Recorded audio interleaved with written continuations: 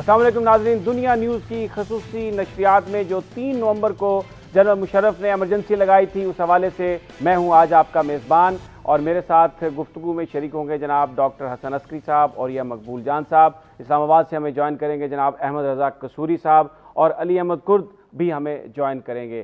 آج ہی کا دن تھا، اب سے جو اس وقت ٹائم ہے تقریباً یہی ٹائم تھا جب جنرل مشرف جو 2007 میں پاکستان کے صدر بھی تھے، انہوں نے ایمرجنسی کا نفاذ کیا اس ملک میں، پھر اس کے بعد انہوں نے پی سی او لگایا، ججز کو روکا کام کرنے سے، بہت سارے ججز کو انہوں نے فارغ کیا۔ ان کا کہنا یہ تھا کہ ملک میں جوڈیشل ایکٹیویزم ہے، اور یہ بھی کہا انہوں نے کہ وہ یہ قانون اس لیے توڑ رہے ہیں کیونکہ ابراہم لنکن نے بھی قانون کو توڑا تھا اپنے ملک کو بچانے کے لیے، اور ان کا یہ کہنا تھا پرویز مشرف کا کہ اس وقت ملک میں ایک طرف جوڈیشل ایکٹیویزم ہے اور دوسری طرف دہشت گردوں نے ملک میں زندگی کو مشکل بنا دیا ہے۔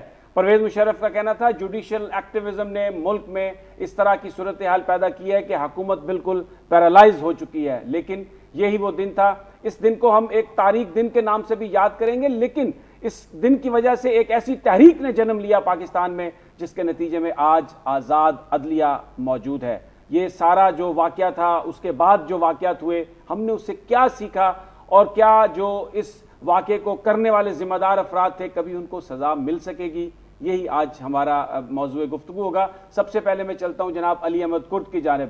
کرد صاحب، ہم نے کچھ سیکھا، آپ کیا سمجھتے ہیں قوم نے کچھ سیکھا اس سارے واقعے سے؟ نہیں، قوم کی تو بات بہت دور کی بات ہے۔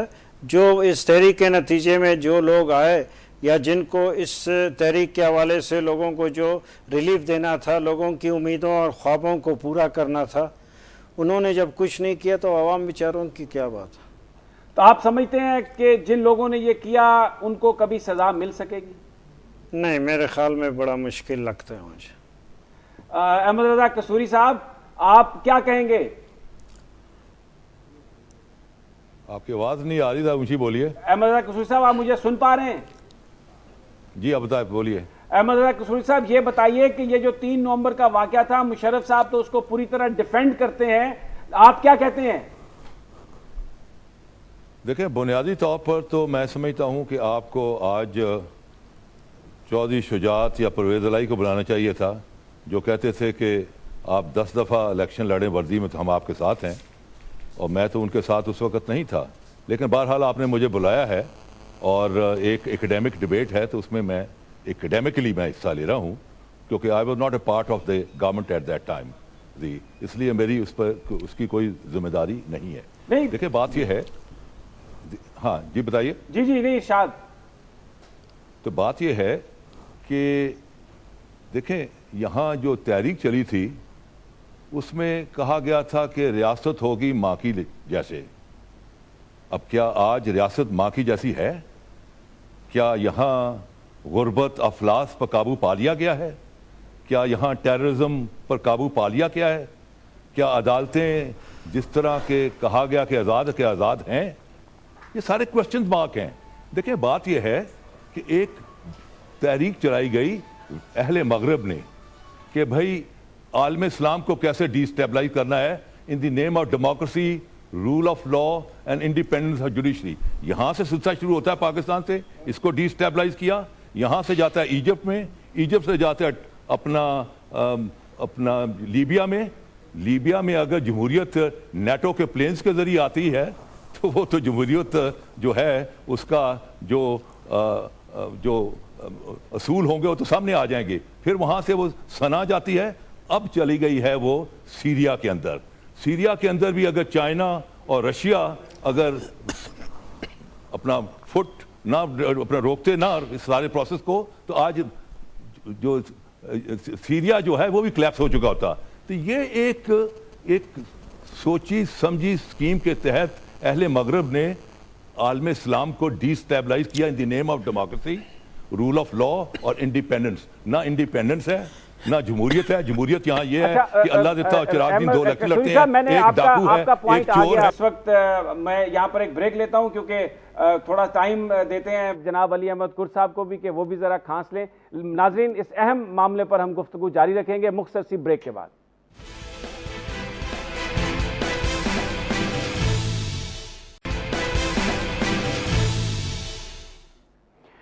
دنیا نیوز کی خصوصی نشریات ایمرجنسی 3 نومبر 2007 میں ویلکم بیک. ہم چلتے ہیں علی احمد کرد کی جانب. جی کرد صاحب، احمد رضا قصوری صاحب تو جو پرویز مشرف نے کیا اور اس کے بعد جو تحریک چلی ججز کی بحالی کے لیے، کہہ رہے ہیں کہ یہ ایک انٹرنیشنل کنسپریسی تھی اور ایک ڈی سٹیبلائز کرنا تھا پاکستان کو، یہ مقصد تھا اس تحریک کا.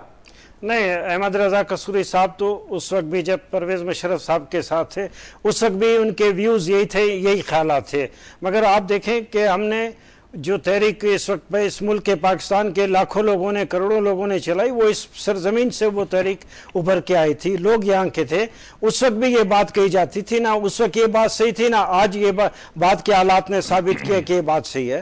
صرف اگر ایک اس ملک میں اگر تحریک کوئی چلی ہے، کوئی مومنٹ چلی ہے سارے 65-66 سال میں، تو وہ صرف وہی وکلا، سول سوسائٹی اور میڈیا کی تحریک تھی جو یہاں کے اپنے لوگوں کی تھی. اس میں نہ کوئی انٹرنیشنل کانسپیریسی، نہ انٹرنیشنل کوئی فنڈنگ تھی، نہ انٹرنیشنل کوئی ڈکٹیشن تھی. ہم آپ کے سامنے، ہم آج بھی آپ کے سامنے، اس وقت ہی آپ کے سامنے تھے. اگر ڈکٹیشن پہ یا انٹرنیشنل کانسپیریسی اور فنڈنگ کے اوپر یہ تحریک چلتی تو یقیناً اس کا یہ رزلٹ نہیں نکلتا. آپ کچھ لوگوں کو تو بیوقوف بنا سکتے ہیں، کچھ لوگوں کو تو آپ دھوکے میں رکھ سکتے ہیں، مگر کروڑوں لوگوں، عوام کو آپ نہ دھوکے میں رکھ سکتے ہیں، نہ 2 سال تک تحریک چلا سکتے ہیں. پرویز مشرف نے جو کیا وہ یقیناً صرف اپنی صدارت کو بچانے کے لیے، اپنی کرسی کو بچانے کے لیے کیا، اور اس کا رد عمل اتنا شدید آیا کیونکہ اس سے پہلے بھی وکلا تحریک چلا چکے تھے، اور 20 جولائی کے فیصلے کے تحت چودھری صاحب اور دوسرے جج چودھری صاحب بحال ہوئے تھے. تو یہ جو 3 نومبر کا جو ایکٹ تھا، جس کو ایمرجنسی پلس کا نام دیا، جس میں تقریباً سارے پاکستان میں سے 3,500 وکلا کو جو ہے پاکستان کے مختلف جیلوں میں بھیجا گیا. آپ اس سے اندازہ لگائیں کہ 100 200 میل وکیلوں کو اپنے گھر سے باہر کے جیلوں میں پھینکا گیا، اور وکیلوں نے، صحافیوں نے، سول سوسائٹی نے بڑی قربانی دی. اس کو صرف کانسپیریسی کا بلیم لگا کر اس کی اہمیت کو جو کم کیا جا رہا ہے، میں سمجھتا ہوں یہ عوام کے ساتھ بھی زیادتی ہے. خود صاحب، ایک جو بات انہوں نے کہی احمد رضا قصوری صاحب نے، کہ ایک نعرہ تھا کہ ریاست ہوگی ماں جیسی. وہ جو لوگوں نے تحریک چلائی، جو اس ریاست کو ماں کی طرح دیکھنا چاہتے تھے، وہ خواب تو پورا نہیں ہوا. پھر بالکل میں مانتا ہوں، بالکل خواب نہیں پورا ہوا. ریاستوں کی ماں کے جیسے بالکل ہم نے، دیکھیں ہم نے جو بات کہی، ہم نے جو خلوص اور ایمانداری سے ہم نے لوگوں کے سامنے اپنی بات رکھی، یا تقریریں کی، یا جذبات میں حوالے سے ہم نے کہا، ہم تو نیک نیت تھے. ہم جو بھی بات محسوس کرتے تھے، ہم تو عوام کے دکھ درد کی بات کرتے تھے. اور میں سمجھتا ہوں کہ وہ تحریک صرف ججز کی بحالی کی نہیں تھی، ہم سارے سیاسی ورکر تھے. اس وقت جتنے بھی تھے، چند جو اوپر کے جو لیڈرشپ میں تھے، اس میں اعتزاز ایک پولیٹیکل ایکٹیوسٹ تھا، طارق محمود پولیٹیکل ایکٹیوسٹ، حامد خان تھا، منیر ملک تھا، میں تو ویسی جتی ستی ایک سیاسی ورکر ہوں. ہمارے ذہن میں صرف ججز کی بحالی نہیں تھی، ہم تو اس معاشرے کو بدلنا چاہتے تھے. نہیں تو پھر ہوا کیا؟ ہوا کیا؟ معاشرہ بدلا کیوں نہیں جا سکا؟ نہیں بدلا. کیا ہوا؟ کیا رکاوٹ کون بنا؟ نہیں، رکاوٹ تو وہ لوگ بنا جن کی ذمہ داری بنتی تھی، جو جا کر بیٹھ گئے، جو جا کر بحال ہوئے، ان کی ذمہ داری بنتی تھی. میری تو ذمہ داری نہیں بنتی ہے. ہم نے تو بہت ایمانداری سے اس ریاست کو ماں جیسے بنانے کی کوشش کی. مگر جب لوگوں کو دیکھیں، جب انصاف نہیں ملے گا، جب لوگوں کو اس ظلم کے خلاف ظالم کی گردن کو نہیں پکڑی جائے گی، تو معاشرے میں تو سکون نہیں آ سکتا. اور اسی لحاظ سے میں یہ سمجھتا ہوں کہ یہ تحریک کو جو عوام کو جو ریلیف ملنا چاہیے تھا، عوام کو جو دکھ درد اور ان کے غموں کو جو ایک سے نجات ملنی تھی، وہ تو نہیں ہوا. عوام تو ویسے کے ویسے. اوریا مقبول جان صاحب، آپ کچھ کہنا چاہ رہے ہیں؟ دیکھیں کرد صاحب، مسئلہ یہ ہے، آپ ہیں سیاسی ورکر. جی سر. دنیا میں کبھی بھی سٹیٹس کو بحال کرنے والی جو موومنٹ ہوتی ہے، اس سے انقلاب جنم نہیں لیتا ہوتا.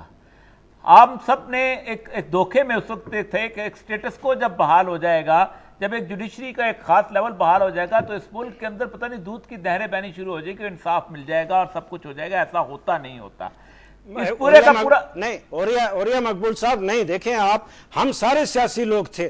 سیاسی کوئی بھی ورکر ہو، وہ کبھی بھی سٹیٹس کو یا اس کی بحالی کی بات نہیں کرتا. ہاں، اس وقت اگر آپ سٹیٹس کو کی بات کرتے ہیں تو اگر 9 مارچ 2007 سے پہلے کی جو عدلیہ تھی، اس کو تو ہم مانتے نہیں تھے. بے شک اس میں چودھری افتخار بھی تھے، ہم اس کو بھی نہیں مانتے تھے. کوئی پاکستان کا کوئی وکیل نہیں مانتا. ہم جو بحالی چاہتے تھے تو ہم وہ پرانی جو جوڈیشری تھی اس کی بحالی نہیں چاہتے تھے. ہم جانتے تھے کہ جب ایک تحریک کے نتیجے میں، لوگوں کی موومنٹ کے نتیجے میں، بڑی جوشیلی تقریروں کے نتیجے میں جو جوڈیشری بحال ہوگی، ہوگی یہ پہلی والی جوڈیشری نہیں ہوگی, یہ بالکل ایک انقلابی جوڈیشری ہوگی. اگر جوڈیشری نے آ کر وہ جو لوگوں کو جو چیزیں دینی تھی اگر وہ نہیں دے سکی, اس میں تو علی احمد کرد کا یا دوسرے اس میں میں حسن عسکری صاحب آپ کی انٹرونشن چاہوں گا. یہ دیکھیں ہم نے یہ دیکھا کہ عدلیہ جو ہے اعلیٰ عدلیہ بہت سارے معاملات پہ انہوں نے جب ایگزیکٹو نے ویکیوم کریٹ کیا تو انہوں نے مداخلت کی, بڑے اس کے آرڈرز بھی دیے, یہ بھی الزام لگا عدلیہ پر کہ جی وہ اپنی حدود سے تجاوز کر رہے ہیں. لیکن اگر ایگزیکٹو اپنا کام ڈیلیور پوری طرح نہیں کرے گی تو اس کی رسپانسیبل آپ عدلیہ کو تو نہیں قرار دے سکتے. دیکھیے بنیادی چیز یہ ہے کہ جو یہ تحریک تھی وہ ایک ہی ایشو پہ فوکس کر رہی تھی, عدلیہ کی بحالی ہوگی اور عدالتی نظام جو ہے وہ ماضی سے مختلف ہو جائے گا جب وہ بحال ہو جائے گی. لیکن ایسا جو ہے صحیح معنوں میں ہو نہیں سکا, اور پرابلم یہ ہوتی ہے, دیکھیے اس موومنٹ میں سب سے بڑا پرابلم جو ہمیں نظر آیا وہ یہ تھا کہ لائرز جو ہیں وہ عام طور پہ پولیٹیکلی ڈیوائیڈڈ ہوتے ہیں. لیکن 2007 میں ایک ایشو ایسا آیا جس میں نہ صرف لائرز سب اکٹھے ہو گئے بلکہ سول سوسائٹی, پولیٹیکل پارٹیز تمام کے تمام ایک نقطے پہ اکٹھے ہو گئے. جو سنگل ایشو موومنٹس ہوتی ہیں وہ ہمیشہ سسٹین نہیں کر پاتی. تو ہوا یہ کہ جیسے ہی موومنٹ ختم ہوئی, مقصد پورا ہوا, ججز کی بحالی ہوئی, جو وکلاء تھے واپس اپنے اپنے پرانے گرووز میں چلے گئے. کوئی جماعت اسلامی کا تھا, کوئی پیپل پارٹی کا تھا, کوئی مسلم لیگ کا تھا, وہاں چلے گئے. اور جوڈیشری نے ایک رول تو اپنایا کہ پولیٹیکل ایکٹیویزم انہوں نے, جوڈیشل ایکٹیویزم انہوں نے اپنایا. لیکن پرابلم یہ ہوئی کہ جو جوڈیشری کے اندر ہم چاہتے تھے کہ تبدیلیاں ہوں جس سے کہ عام آدمی کو ریلیف پہنچے, وہ تبدیلیاں خاص کر ڈسٹرکٹ لیول پہ جہاں عام آدمی کا واسطہ زیادہ پڑتا ہے وہاں کوئی ہمیں بامعنی تبدیلی نظر نہیں آئی. اس کی بنیادی ایک وجہ ہے, اس کی ایک بنیادی وجہ یہ ہے کہ عدالتوں کے فیصلے ہوں یا پارلیمنٹ کی قراردادیں, یہ ہوتی ہیں شاعری, پوئٹک ایکسپریشنز ہوتی ہیں. جب تک آپ ان کو ایڈمنسٹریٹو مشینری جو ہے وہ ٹھیک کر کے اس کو امپلیمنٹ نہیں کرتی. یہ وہ فیصلے ہیں جو عدالتوں کی پی ایل ڈیز کے اندر اور اس کے اسمبلی کی الماریوں کے اندر پڑے رہتے ہیں. ہوا یہ سر میں چھوٹا سا عرض کر لوں کہ ہوا یہ کہ اپنے پوری کی پوری ایڈمنسٹریٹو مشینری بالکل ویسے تھی مکمل طور پہ. دوسرا مسئلہ یہ ہوا کہ عدالت کے سامنے ایک پبلک پریشر بڑا عجیب و غریب قسم کا آ گیا کہ عدالت کچھ ایسے فیصلے کرے جو ڈائریکٹلی ایڈمنسٹریشن کو گائیڈ کریں اور اس کو کنٹرولنگ صورتحال کے اندر. نہیں لیکن یہ ضرورت کیوں پیش آئی جب اس کی وجہ ایگزیکٹو جہاں پر بھی دیکھیں جہاں پر بھی آپ ٹیکسس میں چلے جائیں, ٹیکسس کے اندر ججز جو ہیں وہ الیکٹ ہوتے ہیں. اب ٹیکسس میں آج تک ڈیفرنٹ ہے سر, میں بتاتا ہوں چھوٹی عرض کر لوں. ٹیکسس میں آج تک وہاں پر موومنٹ نہیں چل سکی یہ جو ہیومن رائٹس کی پھانسی کی سزا ختم کرنے کے لیے, کیونکہ وہ ججز جو ہیں پبلک ڈیمانڈ کے ساتھ سے چلتے ہیں. میں نے کمپین دیکھی ہے, ایک جج کہتا ہے میں نے 86 لوگوں کو پھانسی دی, دوسرا کہتا ہے میں نے 150 لوگوں کو پھانسی دی, اور اس کی بنیاد پر ووٹنگ ہوتی ہے. اب یہ جو جوڈیشری آئی تھی اس کو ایک یہ ہوگا کہ اس کا الیکٹورل کالج جو ہے جو 18 کروڑ عوام بن گئے, اور انہوں نے پھر ظاہر بات ہے کہ کسی نہ کسی طور پر ان کے عوام کے حوالے سے ایسے پاپولر فیصلے بھی کرنے شروع کیے جس کو نہ انتظامیہ مانتی تھی, جس کو نہ لوور جوڈیشری مانتی تھی, جس کو نہ سول سوسائٹی مانتی تھی. یہ عجیب و غریب خلا سا پیدا ہو گیا. جی علی احمد کرد صاحب, مجھے پتا ہے کیونکہ آپ نے جانا ہے بریک کے بعد, آپ نے فلائٹ پکڑنی ہے, اس پر کچھ کامنٹ کریں گے آپ؟ نہیں دیکھیں, عوریہ مقبول صاحب جو بات کر رہے ہیں بہت بڑے انٹلیکچوئل ہے, میں ان کا احترام. ٹیکسس کا اور پاکستان کا کوئی کمپیریزن نہیں ہے, بالکل ایک ایشو تھا, restoration of the independence of the judiciary, اور یہ بالکل ایک ایشو پہ تھا. مگر ہم تو سارے سیاسی لوگ تھے, ہم تو لوگوں کے دکھ درد کی بات کرتے تھے. ہم نے تو لوگوں کو یہ ایک امید دی تھی, ہم نے لوگوں کو یہ حوصلہ دیا تھا کہ آپ باہر نکلیں گے تو اس ملک میں معاشرہ بدل جائے گا. اس ملک کے جتنے دکھ درد ہیں, جتنے مسائل ہیں, جتنے اس ملک میں ظلم اور بے انصافی اور وہ ساری ختم ہوگی. کسوری صاحب ہمارے ساتھ رہیے, حسن عسکری صاحب بھی ہمارے ساتھ ہیں, عوریہ مقبول جان بھی ہمارے ساتھ ہیں, لیکن علی احمد کرد صاحب نے کیونکہ ایک فلائٹ پکڑنی ہے اس لیے ان کا بہت بہت شکریہ. لیکن اس اہم موضوع پر ہم گفتگو جاری رکھیں گے اس مختصر سی بریک کے بعد.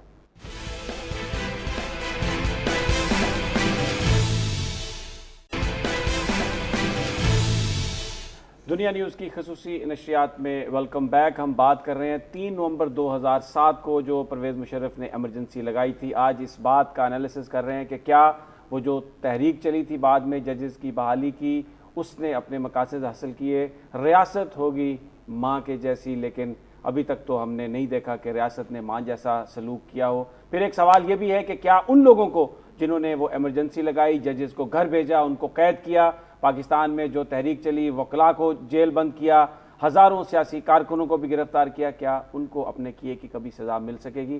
جناب حسن عسکری رضوی صاحب، آپ کچھ کہہ رہے تھے بریک پر جانے سے پہلے۔ جی، میں یہ عرض کر رہا تھا کہ جو پاکستان میں جوڈیشری کا کانسیپٹ ہے وہ برٹش سے آیا ہے، جس میں ججز سے یہ ایکسپیکٹ کیا جاتا ہے کہ وہ جو ہیں اپنے ججمنٹس کے تھرو بولیں گے، اس کے علاوہ ان کی گفتگو جو ہے نہیں سنی جائے گی۔ لیکن 2007 اور 2009 کے درمیان جو ڈیولپمنٹ ہوتے ہیں اور اس کے بعد جو جوڈیشری پاکستان میں ایمرج کرتی ہے، لگتا یہ ہے کہ وہ زیادہ پاپولر اورینٹڈ جو ہے وہ جوڈیشری ہمیں نظر آتی ہے، اور میڈیا اورینٹڈ جوڈیشری نظر آتی ہے۔ اپروچز دو ہیں۔ ایک اپروچ تو یہ ہے کہ جوڈیشری جس طرح جوڈیشل ایکٹیویزم کے ذریعے ایگزیکٹو کی اصلاح کرتی ہے اور دوسرے شعبوں کی اصلاح کرتی ہے، ایگزیکٹو آرڈرز بھی بہت سے ایشو کرتی ہے، بہت سو کو غلط قرار دیتی ہے، ایک یہ طریقہ ہے، ایک ادارہ باقی سب اداروں کی اصلاح کرتا ہے۔ دوسری اپروچ یہ ہے کہ جوڈیشری ایک ماڈل کریٹ کرتی، اپنے اندر ہی ماڈل کریٹ کرتی، کیونکہ جیسے کرد صاحب نے کہا ڈسٹرکٹ اور لوور لیول پہ جو سچویشن ہے وہ بہت خراب ہے، اور وہ جگہ ہے جہاں لوگوں کو زیادہ ریلیف ملتا ہے۔ تو اگر جوڈیشری سپیریئر جوڈیشری ادھر توجہ دیتی تو اس بات کا امکان ہے کہ عام آدمی کو جو ہے ریلیف زیادہ ملتا، لیکن ایسا نہیں ہوا، بلکہ بہت سے ایسے بیانات دیے گئے جو کہ پولیٹیکلی لوڈڈ نظر آئے جب ہم نے اخبار میں پڑھے یا ٹی وی پہ سنے، کیونکہ میں تو کبھی کورٹ نہیں گیا۔ دوسرا اس میں جو ہے کہ بہت سے ایسے آرڈرز تھے جو جس میں میرا خیال ہے ججز کو پرہیز کرنا چاہیے، جن کی امپلیمنٹیشن کی پرابلم ہوتی ہے۔ قصوری صاحب، یہ تو اپنا عسکری صاحب، یہ تو چلے ہو سکتا ہے کہ کچھ اس قسم کی باتیں ہوئی ہوں، لیکن پھر بھی جوڈیشری وہ ایک فورم ہے جس نے ہم نے دیکھا کہ پاکستان میں بہت سارے ایشوز پہ انہوں نے ریلیف دیا۔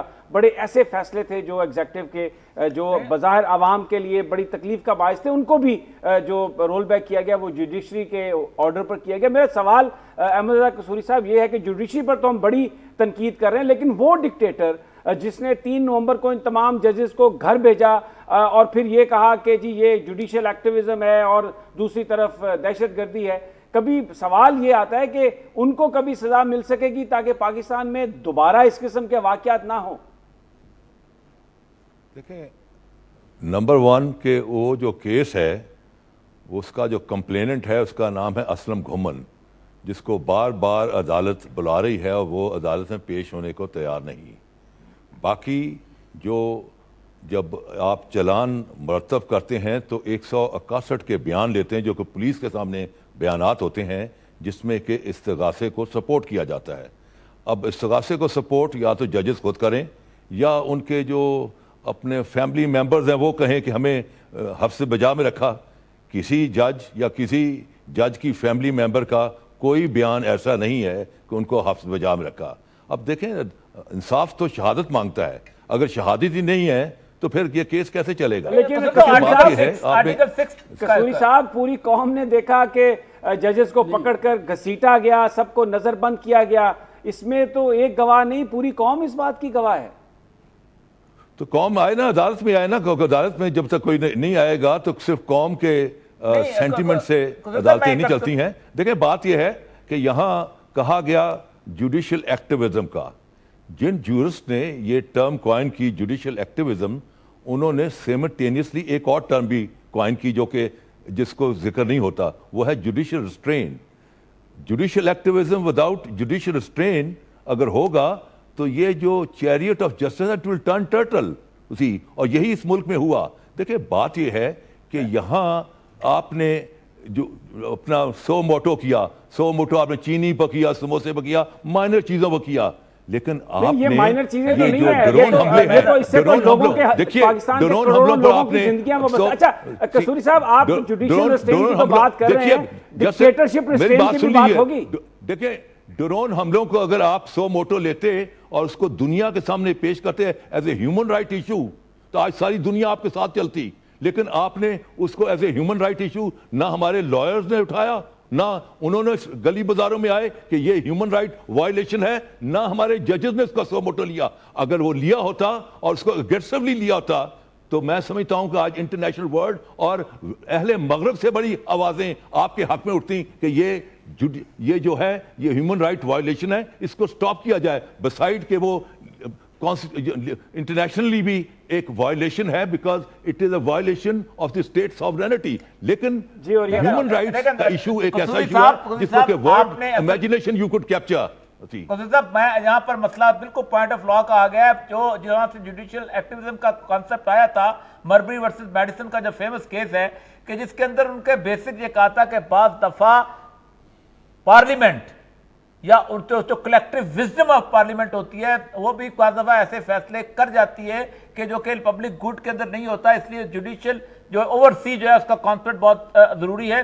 اس لیے وائڈ کا لفظ وہاں پر استعمال کیا گیا. انہوں نے کچھ چیزوں کو وائڈ قرار بھی دیا. ریسٹرینٹ کا مطلب اس وقت آتا ہے کہ جب آپ کسی سوسائٹی کو کسی طرف لگا چکے ہوئے ہوں, جب ایک سوسائٹی ایک خاص ڈھنگ پہ چل پڑی ہوئی ہو. مسئلہ تو یہ ہے یہاں پر کہ یہاں پر کوئی ادارہ بھی ایسا نہیں ہے کہ جو اپنے آپ کا احتساب کرنا چاہے, خواہ وہ بیوروکریسی ہے, خواہ وہ پولیس ہے, خواہ وہ لائرز ہیں, خواہ وہ ڈاکٹرز ہیں, کوئی ادارہ ایسا نہیں. تو کسی ایک کو تو یہ جھنڈا اٹھانا چاہیے تھا احتساب کا, اور وہ بہت ضروری تھا. اور جوڈیشل فورم سب سے امپورٹنٹ ہوتا ہے. ججز ہیں, ججز کا بھی تو نام لیجئے, خواہ وہ ججز ہیں, یہ بات صحیح ہے. دیکھیں نا اگر احتساب ہوتا تو وہ جو تھا اپنا چیف جسٹس کا بیٹا, چیف جسٹس کو چاہیے تھا اس کو پبلکلی درے لگاتا تاکہ وہ امرج ہوتا کہ بھائی جو گھر میں انصاف کر سکتا ہے وہ دنیا کے ساتھ بھی انصاف کر سکتا ہے. بات یہ ہے کہ حضرت عمر کی ریٹ اس دن چلی جب اس نے اپنے بیٹے پر درے لگا دیے. دیٹ از اے ٹائم جب کہ ان کے انصاف کا ڈنکا پورے طول و عرض میں ریاست میں پھیل گیا اور ان کے انصاف یہ بات تو آپ کی صحیح ہے, یہ بات تو آپ کی صحیح ہے, لیکن احمد اللہ قصوری صاحب کیا کبھی قوم یہ دیکھے گی کہ اس ڈکٹیٹر کو بھی درے لگائے جائیں جس نے ایمرجنسی لگائی؟ لیکن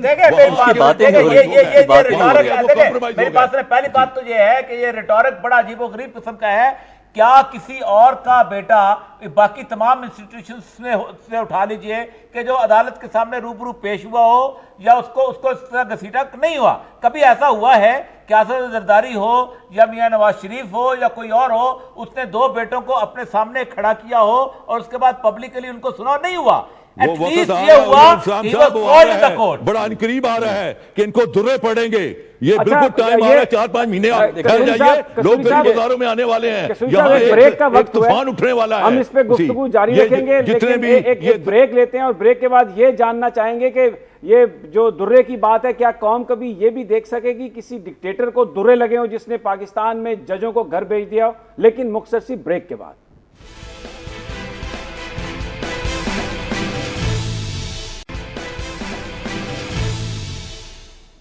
ایمرجنسی 3 نومبر 2007 کے حوالے سے دنیا نیوز کی خصوصی نشریات جاری ہیں اور ہم اس بات کو انالیسس کر رہے ہیں, اس بات کا کہ کیا جو لوگ پاکستان میں آئین کو توڑتے ہیں کبھی ان کو سزا مل سکے گی. ڈاکٹر حسن عسکری رضوی صاحب, بریک پر جانے سے پہلے آپ کچھ کہنے کی کوشش کر رہے تھے اور سوال یہ تھا کہ کیا قوم دیکھے گی کبھی کسی ڈکٹیٹر کو بھی درے لگے؟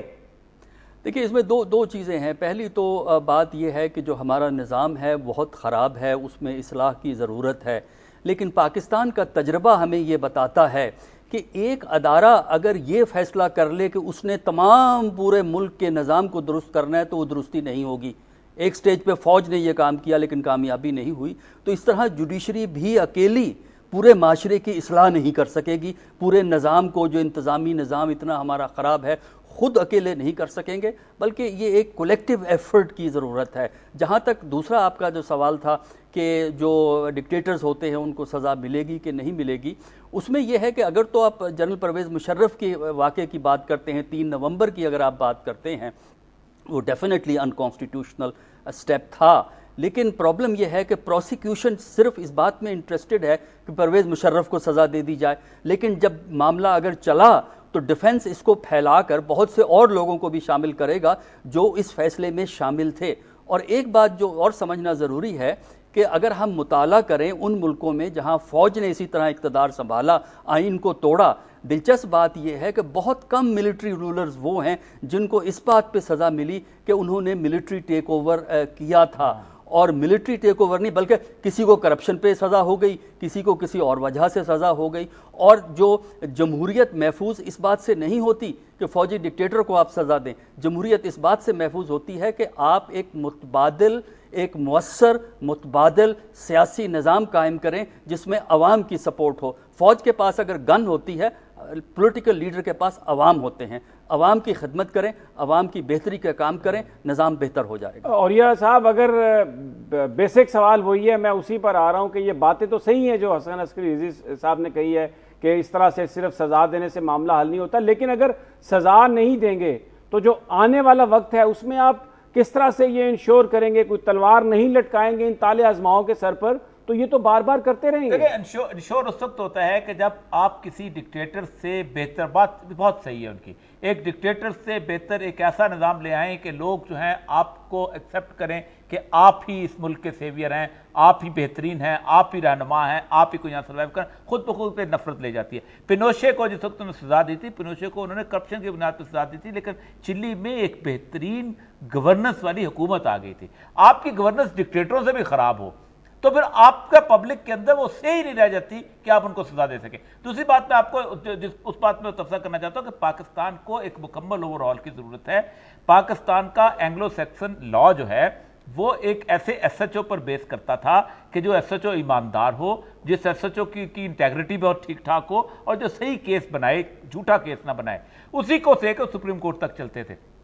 ججز کے اندر حالت یہ ہوئی ہے کہ اب حالت یہ ہو گئی ہے کہ انویسٹیگیٹو جو انہوں نے فیصلہ کیا تھا حسین حقانی کیس کے اندر کہ انویسٹیگیٹو پروسیڈنگ ہونی چاہیے، وہ اسی لیے ہونی چاہیے کہ ہمارا نیچے سسٹم اتنا تباہ ہو چکا ہوا ہے، بیوروکریسی ہماری تباہ ہو چکی ہوئی ہے، سیاسی لیڈرشپ ہماری تباہ ہو چکی ہوئی ہے۔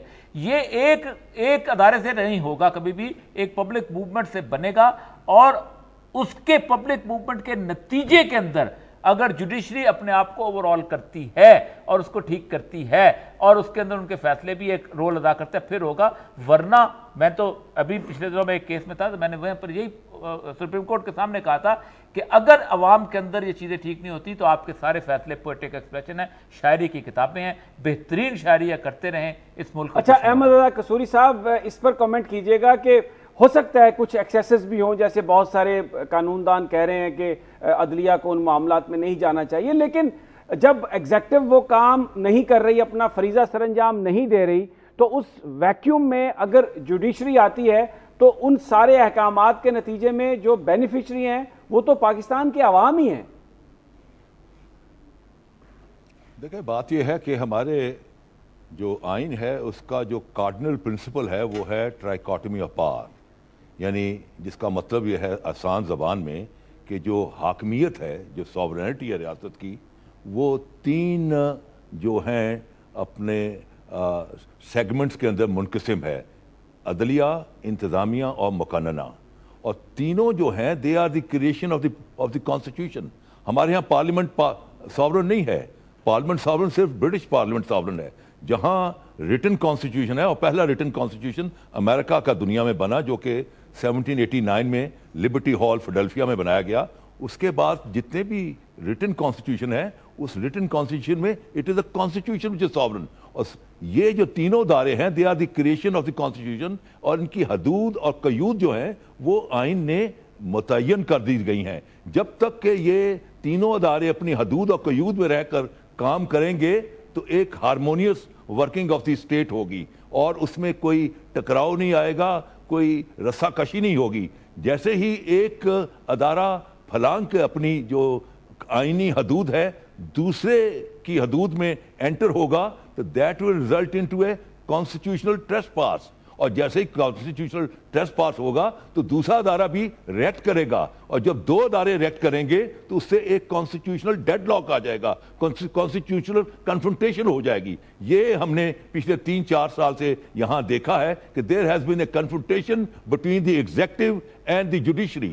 یہ اس کا بنیادی وجہ یہی تھی کہ ہم اپنی حدود سے پھلانگ کر دوسرے کے۔ جی اور یہ صاحب آپ کچھ کمنٹ کرنا چاہ رہے ہیں؟ اس کے دیکھیں، ایک ہوتے ہیں کانسٹیٹیوشن کے ادارے، ایک ہوتی ہے گراؤنڈ ریالٹی۔